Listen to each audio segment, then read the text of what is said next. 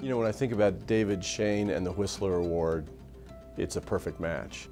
He embodies a remarkable, selfless, humble, brilliant, tireless force in the development of our community in so many different sectors. I'm sure he, in part, was molded by Chuck Whistler himself, as he was one of his protégés. But it's just remarkable. David doesn't know how to say no, but he's one of those people who says yes and then really over-delivers. And he always does it in a way that deflects credit and attention away from himself and toward others. And so the first thing that comes to mind about his character is selfless and talent. And his contributions to this community, again, in almost every sector, are simply legion. He's volunteered from the Pan Am Games to Lilly Endowment, Governor's Educational Roundtable, CICP, Board of Wabash, and the State Board of Education. You know, a key example, in my opinion, would be his outstanding service when the governor of the state of Indiana asked him to leave LDI on a temporary basis, and he became Mitch Daniels' senior policy advisor for education and employee working in the areas of workforce development, higher education, and K-12 education. When people see Indiana now as a leader in education reform, they may think it happened suddenly or overnight. That wasn't right. It was years in the making, and it was only in 2011 when we really got the planets aligned to effect the biggest of those changes. But I can trace almost every one of them: the expansion of charter schools, the expansion of choice, the proper limitation of collective bargaining and liberation of school leadership that entailed, and higher teacher quality and accountability standards. I can trace all those to work David Shane was doing here a few years before. And some of it got done through the Department of Education. Most of it came to fruition in the legislation of 2011, but it had Shane's fingerprints all over it.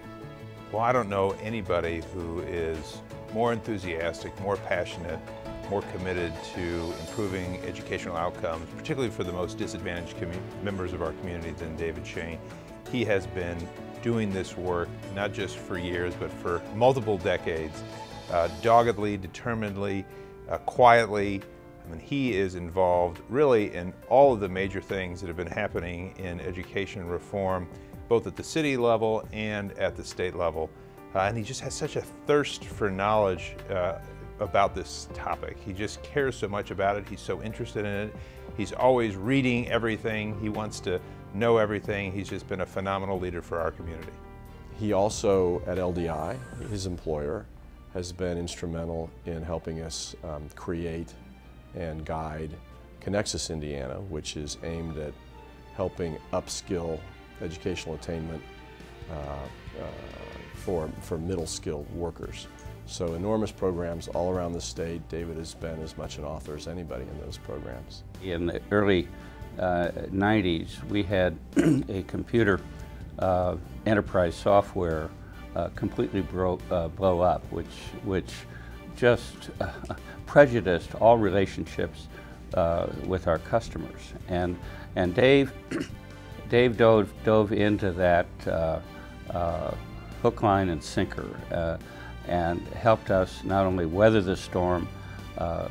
It did last too long, but we ended up not only surviving out of it, but actually built a stronger relationship with our customers, and are currently enjoying really a preference in one of our business units markets because we're easy to do business with, and Dave was a big part of that. I do remember one specific instance when the city was working with the University of Indianapolis and their CEL program to bring a large Gates grant to Indianapolis, and we were working through putting together the proposal, And David just spent, I think must have been all night rewriting the proposal just because he cared so much about it. He had, of course, his day job that he had to devote a lot of time to, but he cared so much about this issue that he stayed up all night rewriting this Gates Foundation proposal. And it just was such a striking moment for me as a young person getting involved in this work, that he cared so much that he was willing to put that much energy into something that wasn't for his organization or for him,